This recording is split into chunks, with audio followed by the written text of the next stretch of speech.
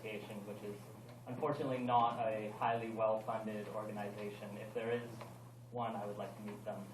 I do wish to make a few comments tonight about the distribution of materials policy that's on the agenda.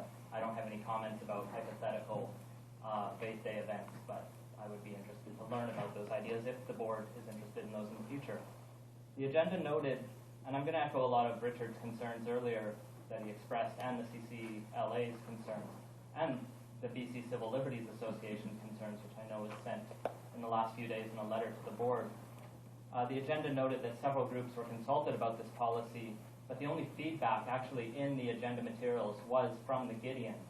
So it mentioned that Superintendent Novak went out into the community and talked to groups, but the only feedback we found that I read in the materials was that the Gideons supported the policy on the agenda.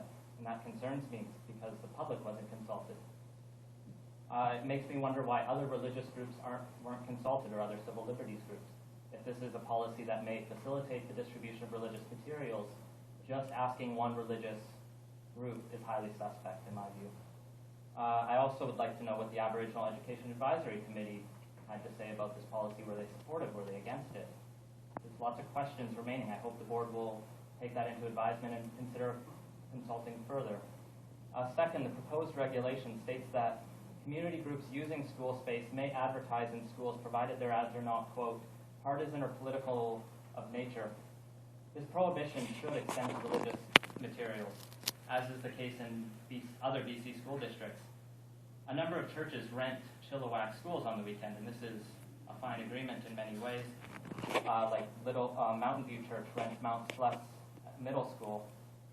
But would these churches that rent space then be permitted to proselytize and advertise in Chilliwack schools for students attending? Because that's the way I seem to read the policy. There's discrepancies and difficulties for me in how it's written. Such actions, I think, like churches advertising in schools and proselytizing in schools, I think are a more obvious direct violation of Section 76 of the BC School Act. And if the board is going to prohibit the distribution of partisan materials in schools, we wouldn't want the BC Liberals or BC NDP campaigning to our teachers, to our students. We should apply that same standard to religious materials. Next, in the Zilberberg versus Sudbury Board of Education ruling from the Ontario Court of Appeal, they ruled that even permitting students an opt-out, religious exercises in schools still violated the Charter of Rights and Freedoms.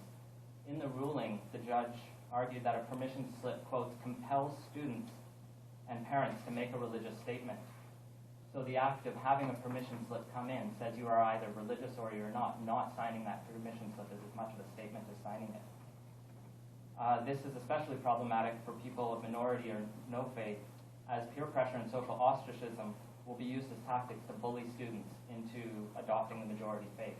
And in an increasingly pluralistic society, I think we want to avoid that. So does the board feel we should be compelling students to profess their faith in statements that are kept on file for a year? And finally, I want to ask that if the board does pass the policy in its current statement, in its current form, are they prepared to fight this battle, and are they prepared to spend taxpayer dollars fighting this all the way in court?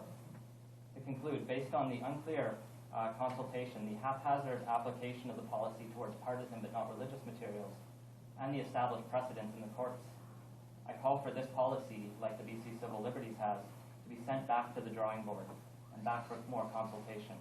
I look forward to continuing this discussion this evening and to promoting an inclusive education for all students and parents in Chilliwack, BC. Thank you very much. Speaker number 5.